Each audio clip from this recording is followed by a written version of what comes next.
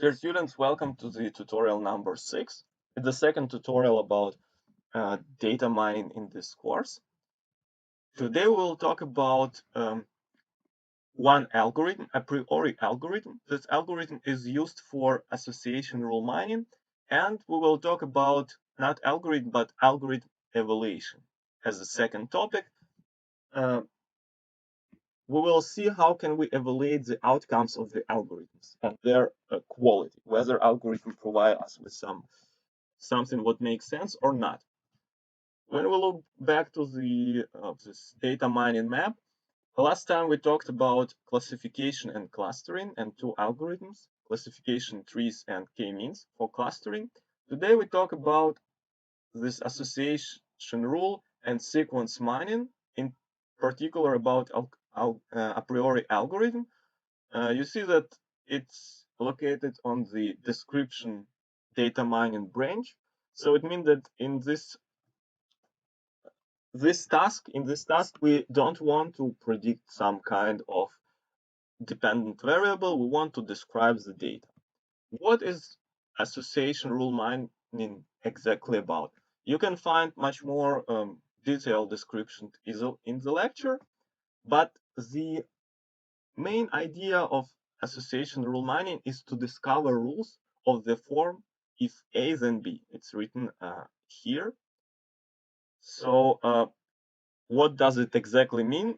You can imagine that we have a list of purchases of different customers in the supermarket. So every row, it's purchases of some specific customer. And we see what that customer purchased there, like pasta, wine, milk, apple, and so on. And probably for the marketing department, it would be nice to know which products people purchase often together.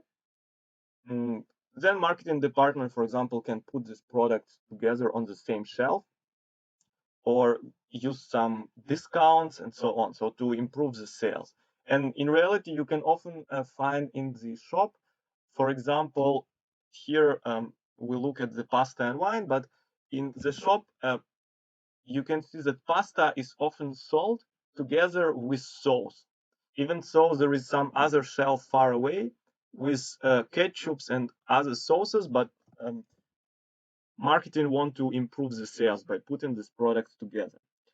And our aim is to, in automatic manner, somehow automatically, discover all such rules that make sense from the data.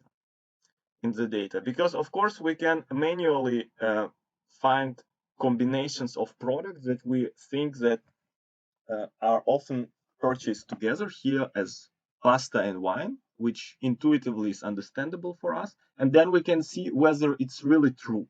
But when we have very many products, it means that there can be many combinations of products that we might want to check.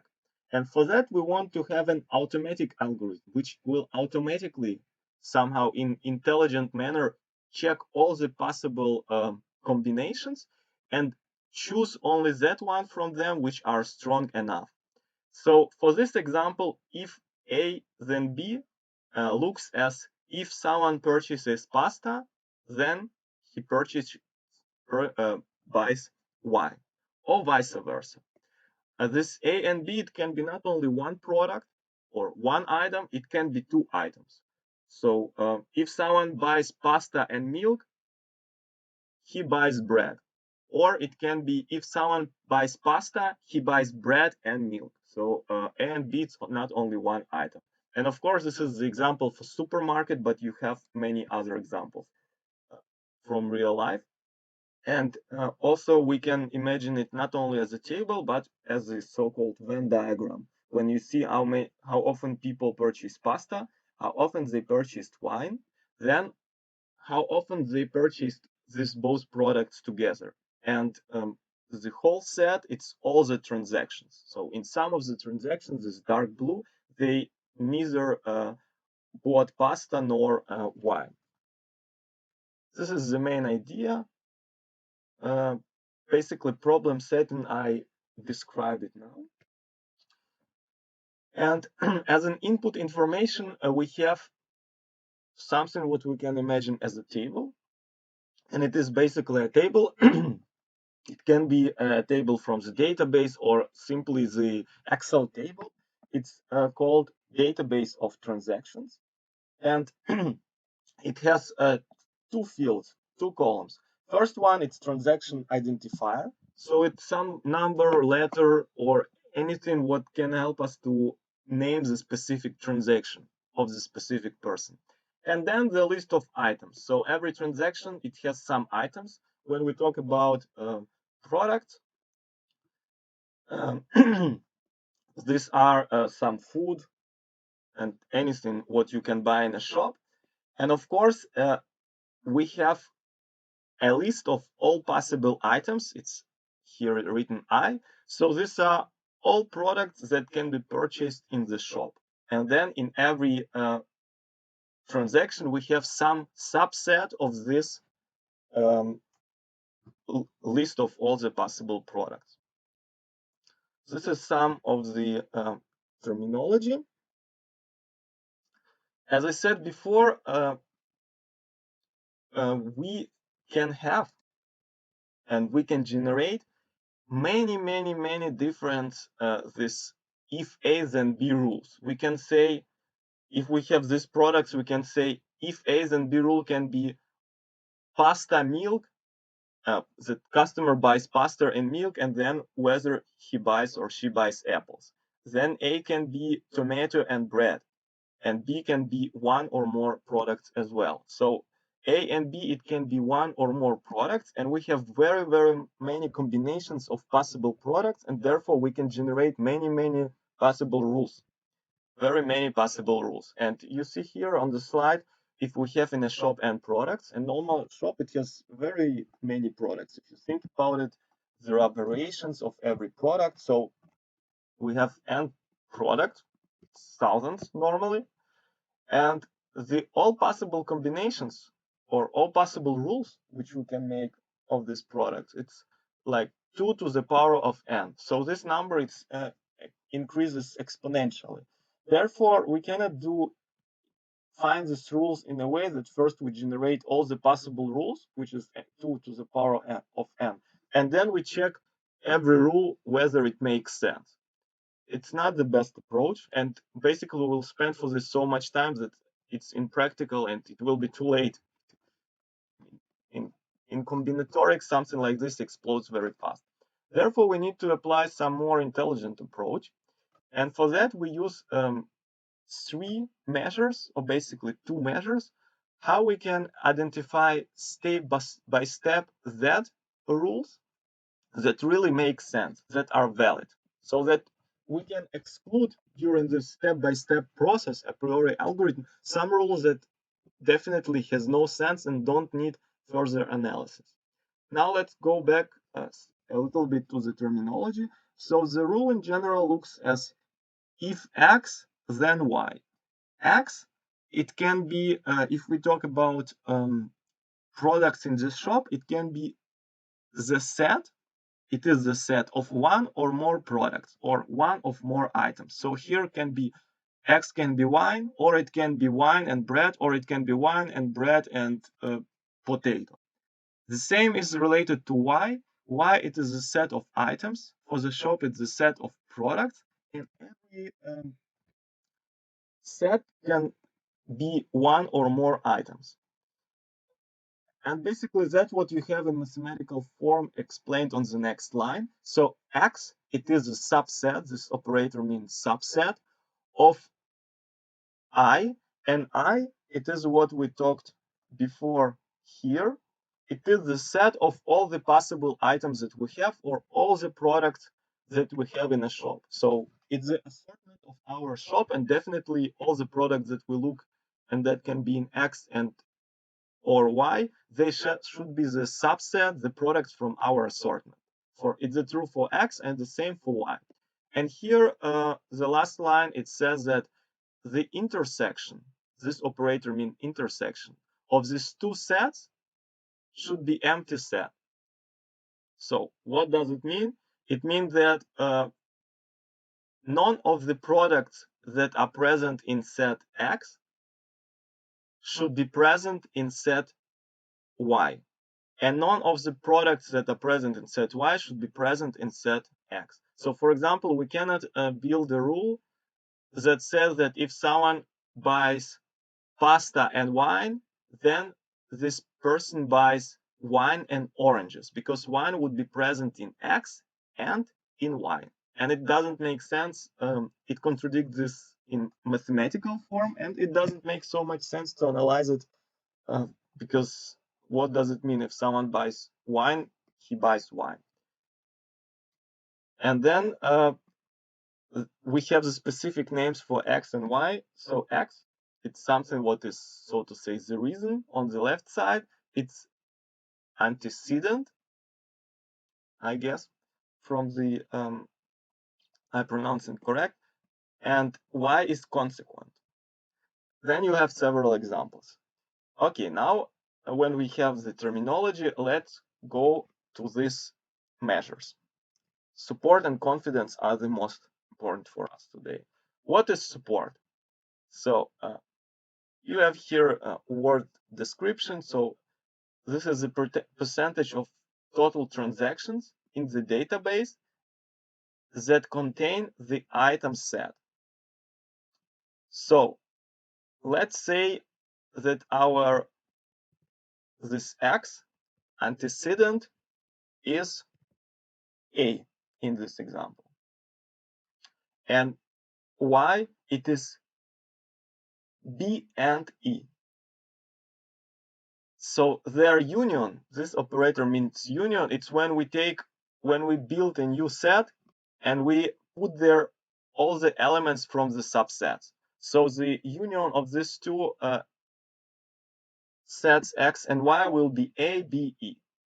And when we calculate the support of this union of two subsets, we calculate it as the number of transactions supporting their union. So basically it means the number of transactions in which A, B, and E present.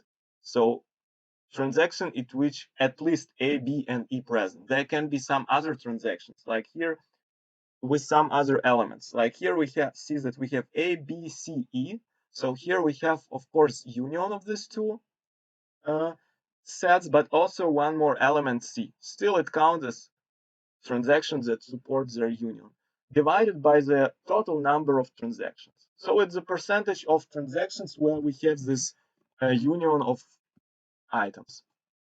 And we can see several examples. So the support of A, B, E, it will be 2, number of transactions that have at least A, B, and E, divided by the total number of transactions.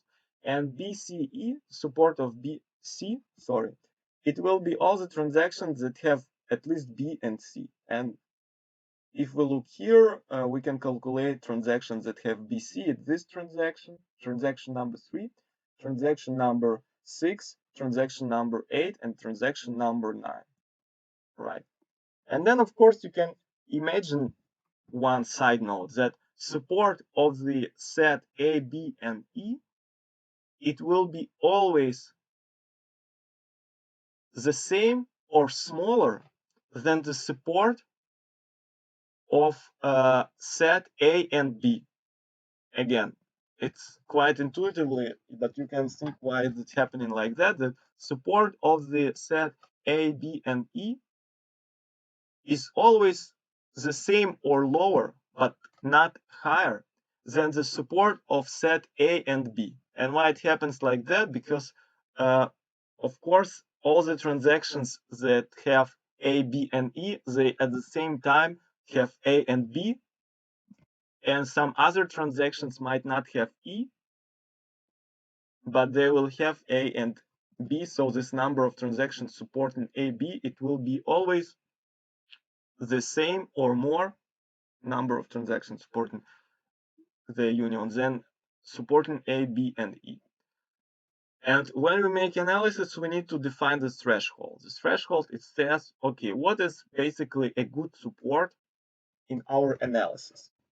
So all the transactions that have support or all the item sets that have support under our threshold, there will be something which is not interesting, and we will not perform any kind of analysis on them. And this measure threshold is called minimal support.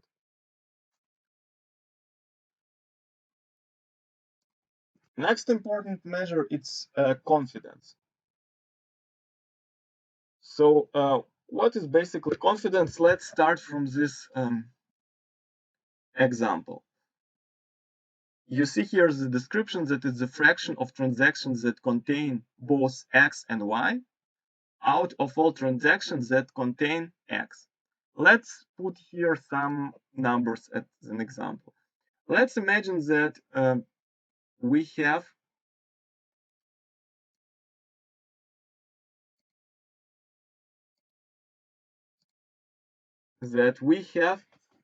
the support of x and union y, so that we have both this sets, or that we have the number of transactions in which we have both of these two sets at the same time. Let's say that it is 10%. And here we calculate the support of that transactions that have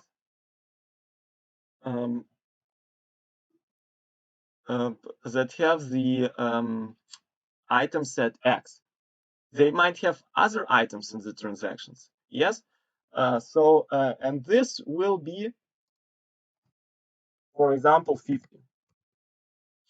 Of course, support of x, it will be always the same or higher than the support of x and y. I explained before. And then if we divide 10 by 50, it will be 5. And so as a result, it will be 5, like this.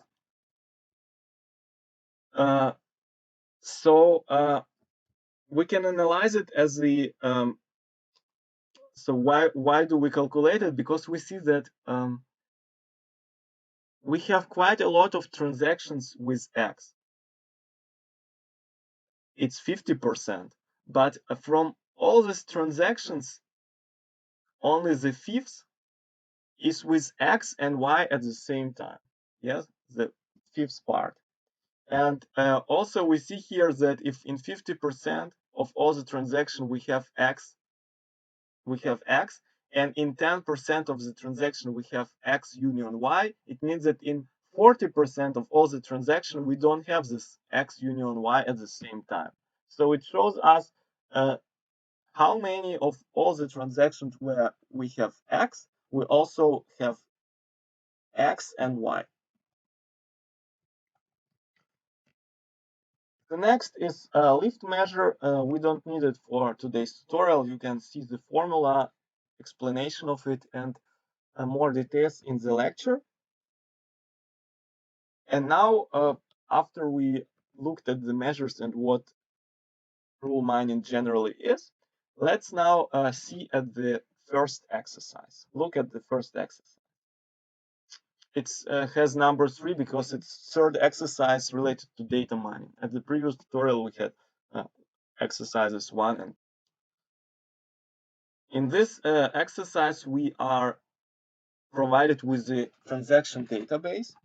So this is this database. We see that every transaction, every row, it has some ID, some number. It can be number, letter, not so important for us. And it has some items, B, E, F, G, H, J are in the first transaction and so on. These items from algorithmical perspective, we don't care about it. Whether this are products, clothes, anything else, you can imagine it as like some products in the shop. Then we are given this minimal support. It's 60%, and then I forgot also to mention that the same as with minimal support, we have minimal confidence. That is the confidence that we think is satisfying our expectations. And if this confidence is very low, we don't look at this transaction, and it's not interesting for us. So we are provided here with minimal support and minimal confidence, and then we are asked to find all frequent sets, item sets, using a priori algorithm. So here we need to somehow identify all the frequent item sets, and then we want to list the, from this item sets, define the strong association rules. As the basis, we use Excel worksheet provided to you, which is called Apriory draft. So again, I use this Apriory draft worksheet simply for as a calculator and to make notes. During the exam, you can make calculations in other ways. So if you don't understand some formulas which I use here, it's not so much critical. And now let's switch here to the worksheet. We have here this transactional database and two parameters, minimal support and minimal confidence. Okay, this algorithm, as previous ones, it is iterative. So we do quite the same thing step by step. In the first iteration, we look at the one item sets. Why item sets? The sets which consist only from one item, like B or one item F. And these are not sets that consist of two or more items. For example, item set can consist of B and E or B and F. And for that, basically, I need to now fill in this table, which is provided for our like comfortable work. And here I need to list all the one item sets that we have. And of course, one item set, these are basically all products that we have. So these are products A, B, C, and so on. I guess I can copy it. Yes. No. Okay. D, E, F, G, H, I, J, K. These are all items we have, or all ABCD we have in the our assortment in our database. You can check, but I just know that we among these items we don't have any other. And now we want to calculate support, and support, as you I hope remember, it is the number of transactions with the union X and Y, but for us it is the with this one item set divided by the total number of transactions. And here we have total number of transactions 5, right? We have 5 rows. But now in this column, which is called support count, we want to calculate first number of transactions supporting this item set. So what is the number of transactions supporting A? This is the number of transactions where A is present, and among all these transactions, it's present in one transaction. Let's look at B. B is present in 1, 2, 3, in 3 transactions. Now let's look at C. In the same way, it's present in 1, 2, in 2 transactions. And we will continue so on with every of these item sets. So it will be for D1, then 4, 3, 2, 5, 1, 3, 1. When we calculated the support count, we can now apply the formula to calculate support. So we just need to divide this support count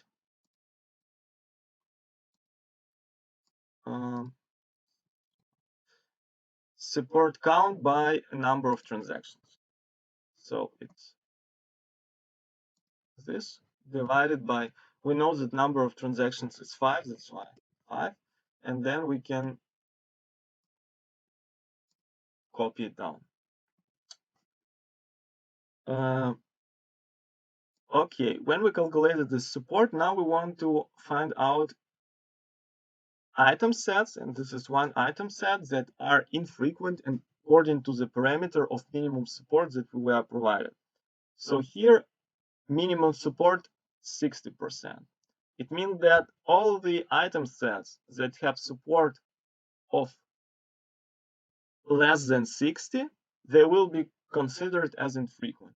And all the items or item set that are have at least 60 or more support, they will be considered as frequent. And we will continue working with them. So for example, A, it has support only of 20, we say that it's infrequent. It's B has 60, it's on the threshold, so it's frequent still.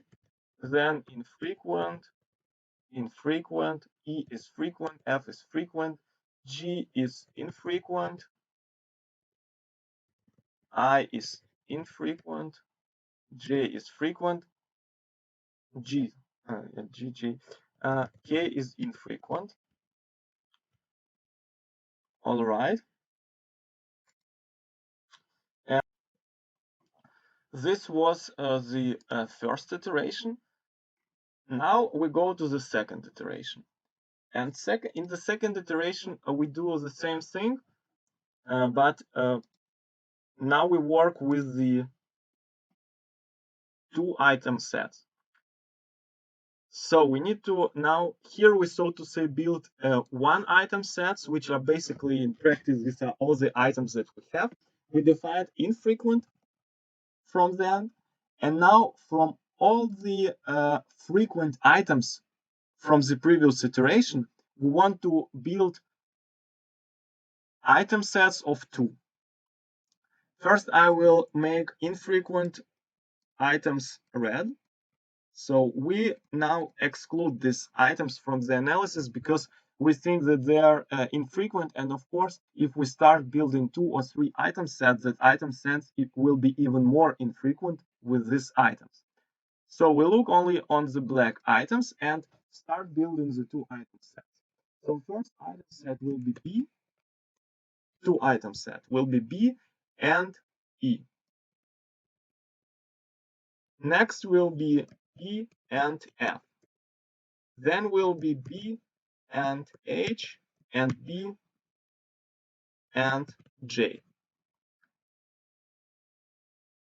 As you can see, I built them in some structure, so not to forget what I already created. So I just start with B and then iterate over all the other items. Now I go to the next item, E. So it will be the first element of item set. I don't, since I built the sets, I don't now in the first item set with E, I don't include B, because if I do it, this set EB is the same as BE, so we don't need it. We start from E and go to the, in this table, all the items or one item sets that below this. So it will be E, F, then E, H, E, J. B, E we did. Now I go to F, and it will be F, H, F, J, and so F, H, F, J. And then, so F is done. Now we go to H. We create H, J. And if you will check, I don't do anything with J because, for example, JH, we have HJ. JE, we have EJ. So here we have all the two item sets that are possible to create. Okay, now we do the same thing again. We look at the transactions and we calculate this support count. So how many transactions are there that have B and E in them? Before it was for one item set, now for two item set. And if now I look at the transactions, so first transaction, it has BE. Second transaction, it has only E. Third transaction, it has BE. So it looks like we have here support count as 2.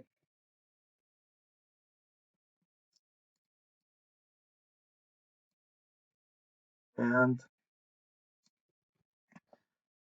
for BF, in the same way we calculated, it's BF is in the first transaction, only in the first transaction, so it will be 1. BH, first transaction, third transaction, fourth transaction, so it's 3 transactions. You see that this item set is quite frequent, even we can see it. And we continue in the same way calculating this thing for the next item sets. Support we calculate exactly the same. If we have support count, we just divide it by number of transactions, which I know that it's 5, and I can copy it below. And here, again, we define frequent and infrequent item sets, and frequent item sets, these are that ones which have at least 60% support. So this is infrequent, DE, item set DE, infrequent, BH is frequent, BJ is infrequent, frequent,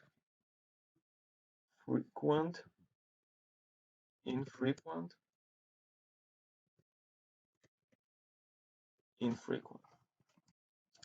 And when we did this, I will again make infrequent item sets red so that I can see it easily in the next iteration.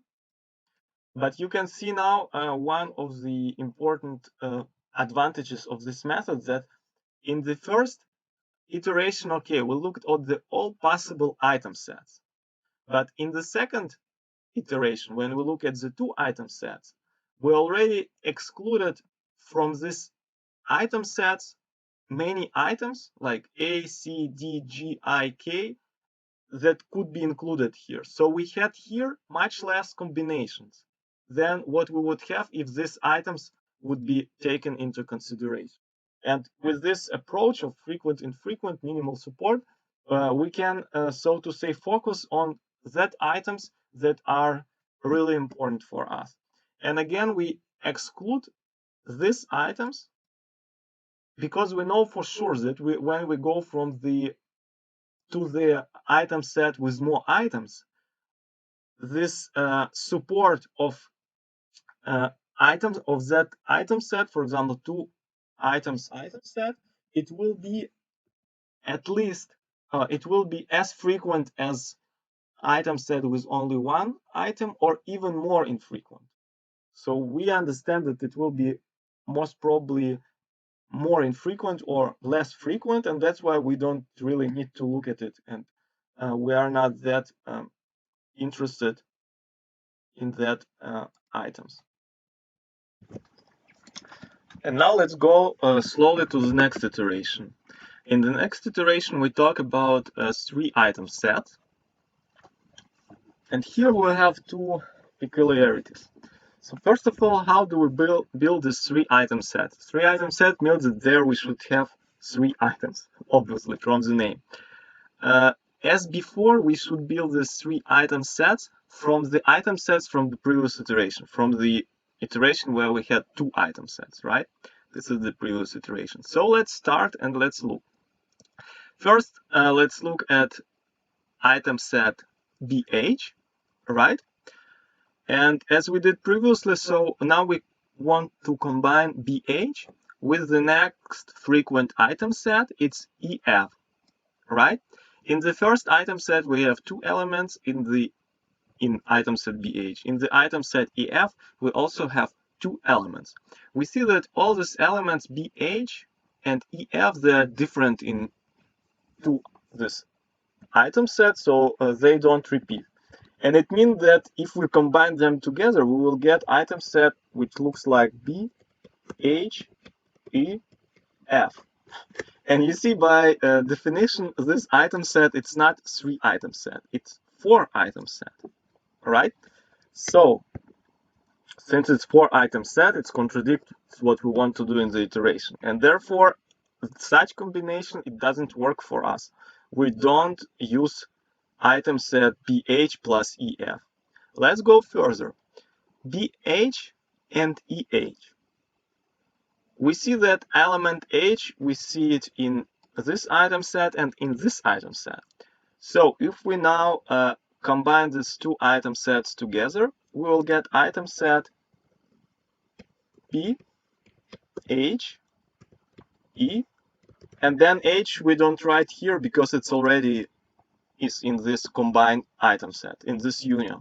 And this is basically, or obviously, the 3 item set.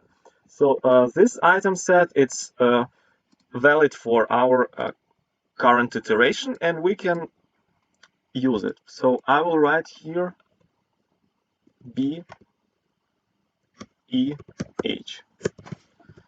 It shouldn't be red, so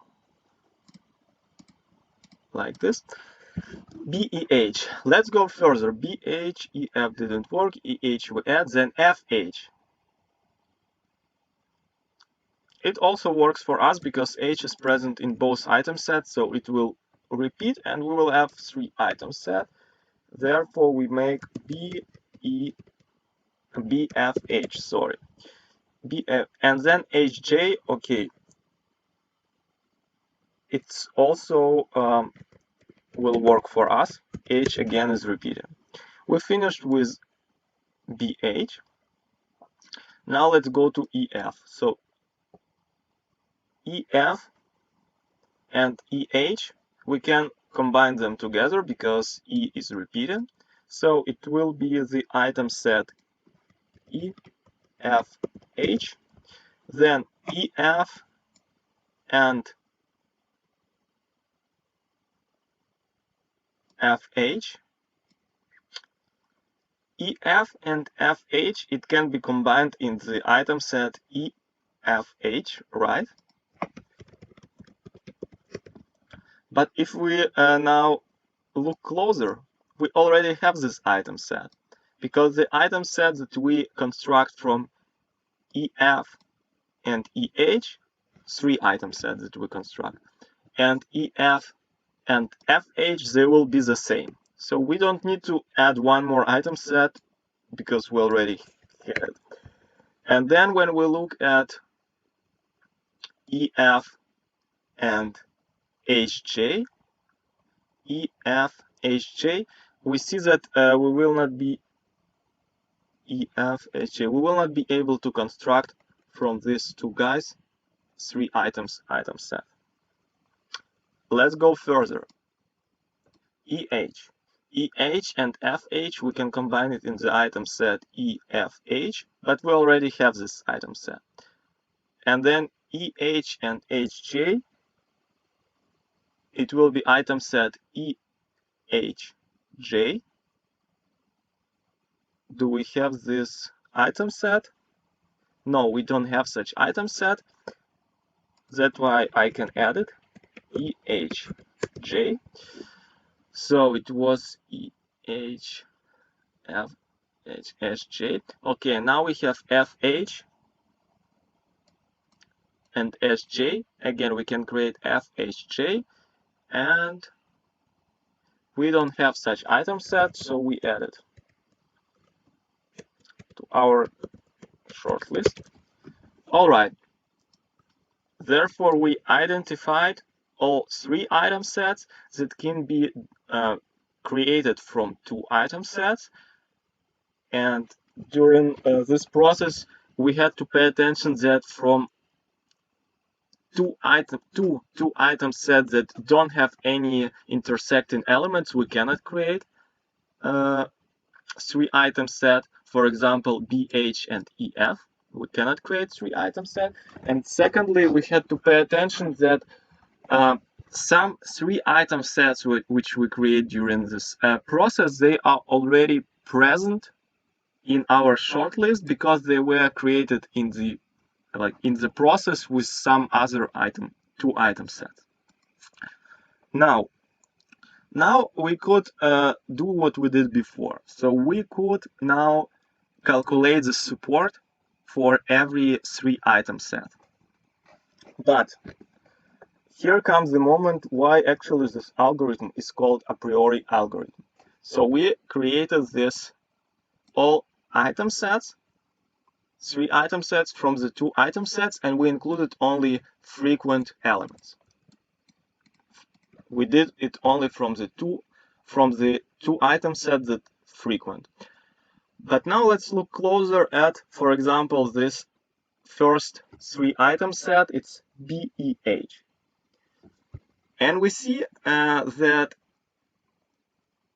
two item set from the previous iteration, BE, right? BE is a subset of BEH, and BE was infrequent in the previous iteration. Since BE is infrequent in the previous iteration, it's obvious that BEH will be infrequent in the same way or will be even more infrequent. Or in other words, BEH cannot be frequent if BE, its subset, is infrequent. That's why we don't need to calculate here support, count, and support, because we can know it a priori, like beforehand, that this three item set will be infrequent. And therefore, we can exclude it from our analysis. I could write here that this item set is infrequent, but I know it even without calculating its support, and therefore I will write here pruned, so excluded, using the a priori property. And that's why this algorithm is called a priori, because first of all, we can exclude many sets from the analysis, and when we exclude sets from the analysis, we exclude other, as a result, other sets of higher rank, of more items. And secondly, we don't need to calculate frequency or support for some of the sets, because we know that they will be infrequent because their subsets are infrequent. Then if I look at the BFH, again, we had it before, so it's excluded according to the same characteristics. Then BHJ. BH was frequent. HJ was frequent.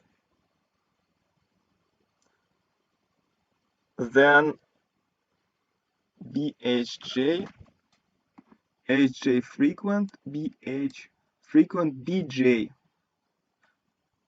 If we look at BJ, we see that this item set, BJ, it was infrequent, and BJ is a subset of BHJ. That's why it's also pruned during the same characteristic.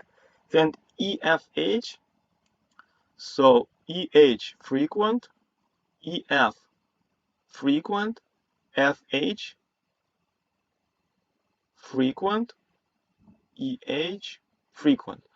So this one, this item set, we cannot exclude or prune because all its subsets before were frequent.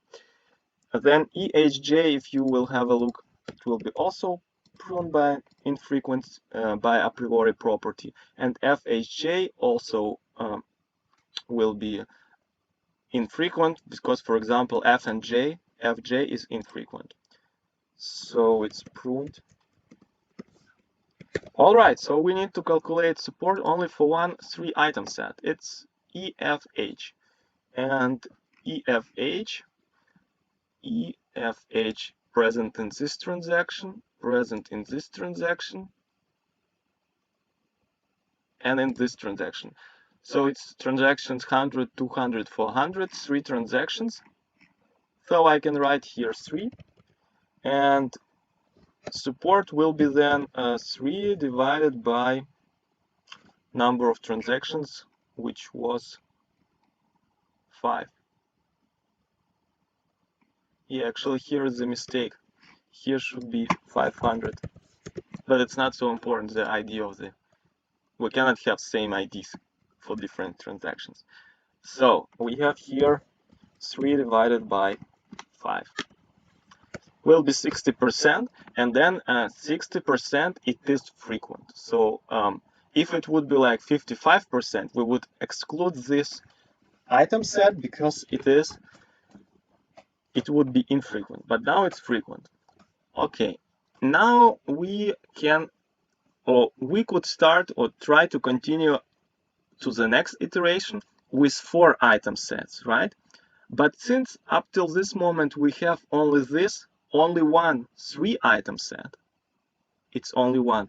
It means that we cannot go to the next iteration, because how can we create 4 item set only from this 3 item set, only from one?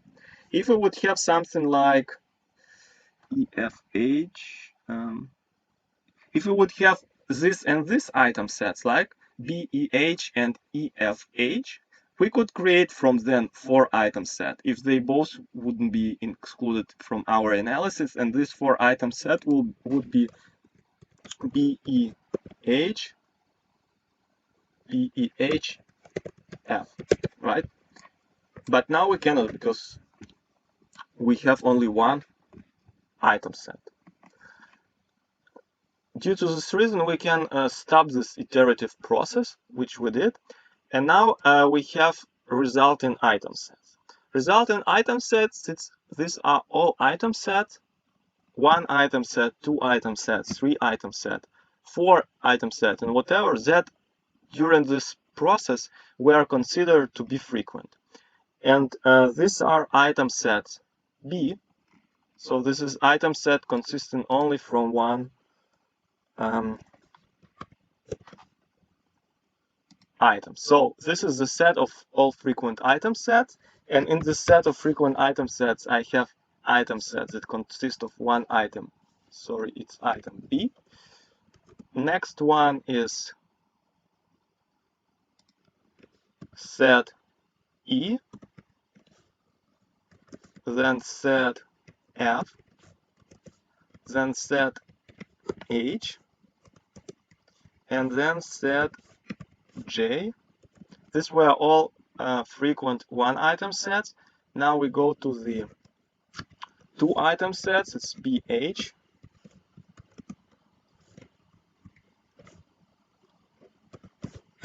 EF,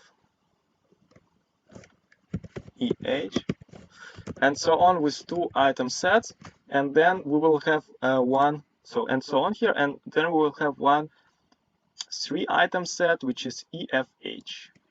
EFH. Okay, so I will just copy it from the solutions which I have opened. Okay, why now when we have resulting item sets, why did we actually do it?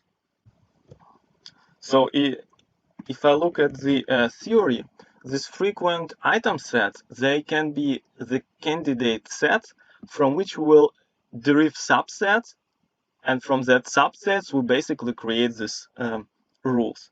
Of course,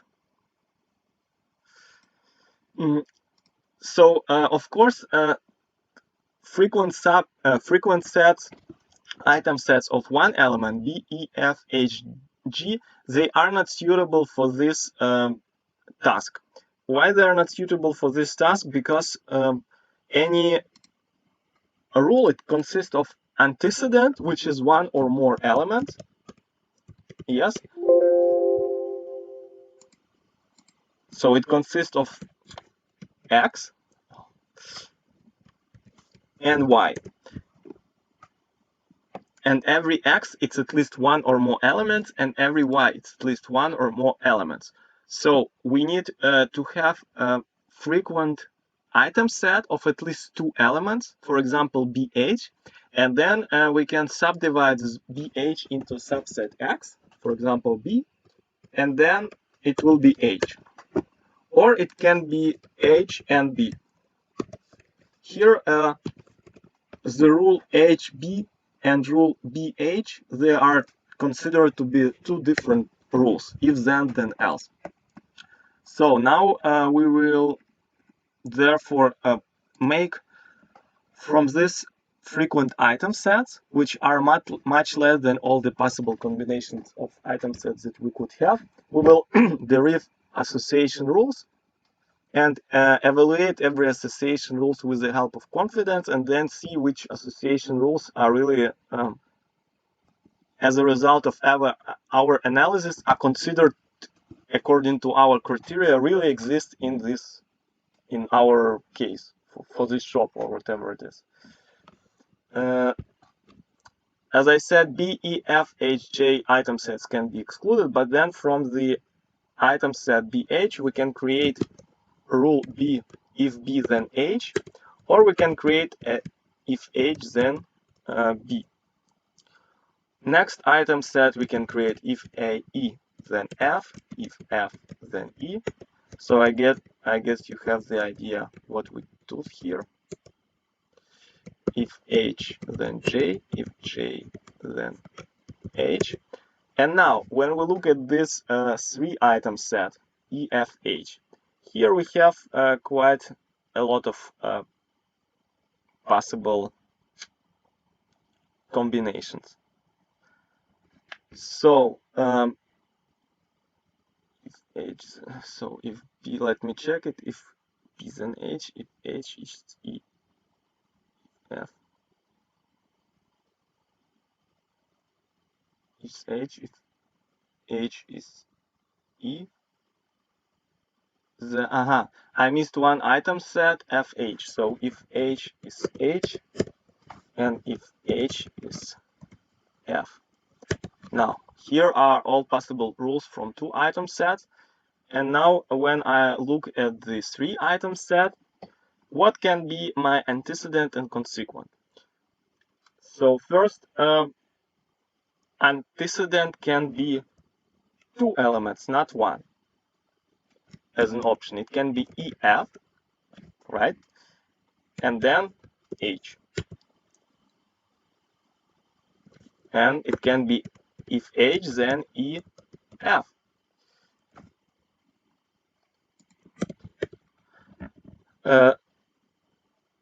Then it can be 2 elements EH.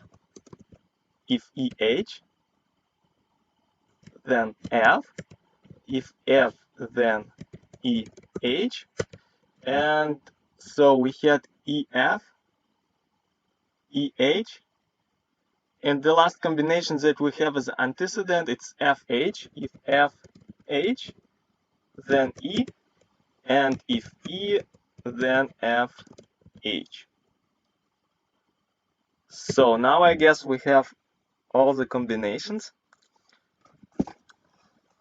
of the rules that we could derive from this frequent item sets. Again, in antecedent and consequent, we have 1 or more items from every, as a subset from every frequent set. And these items in antecedent and consequent, they cannot intersect. So it never happens that one item is at the same time in both sides. And now we evaluate rules with the confidence.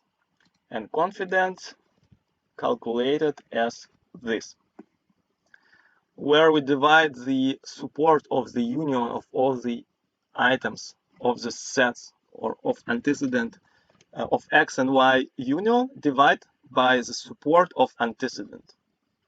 So let's see how we can do it. So confidence for BH is equal to the support of BH. I don't need to calculate now, recalculate support of BH because it should be somewhere. Yes, I calculated it here. So I will just reference support of BH. It's 60 divided by the support of antecedent of B, and definitely it's also calculated somewhere before. It's here. 60 divided by 60 will be 1, or 100%. And of course, what does it mean? It means that everywhere where we have BH, we also have B. And everywhere we have B, we have BH. Like this. Now we do the same for HB. And of course, it will be equal to the support of HB or BH, which is the same. It's here, BH, divided by the support of H, which is here.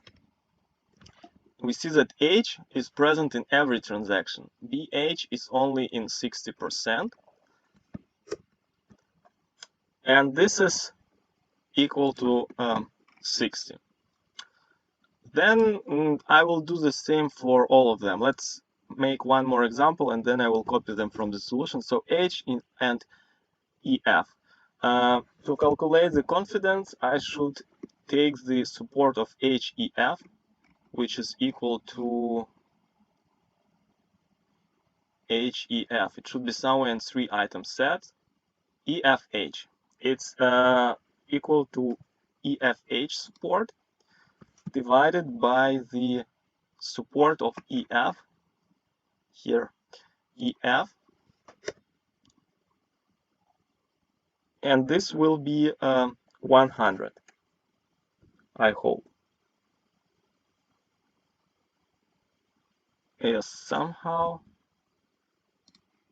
HEF. So we divide HEF,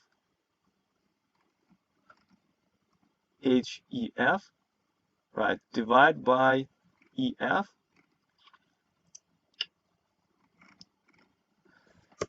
Yes, it's 100.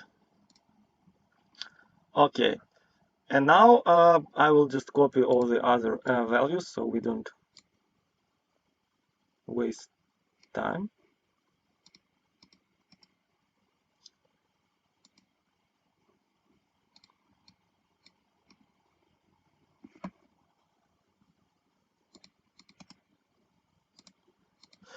Now, when we calculated all this confidence, what do we do with it? We look back to the minimal confidence value, which we have as an input parameter, which we decide by ourselves. According to the exercise, it's 80%. And the same as with minimal support, means that all the now rules, not item sets, but rules, that have lower than 80% confidence, they are weak for us, and we don't look at them, or don't consider them as existing in real world. So confident. If B then H, it has confidence 100, so it's strong. It's weak. It's weak. FE is strong because it has confidence 100. Again, strong. Then if H then E, it's on the threshold, but still it's strong, and so on.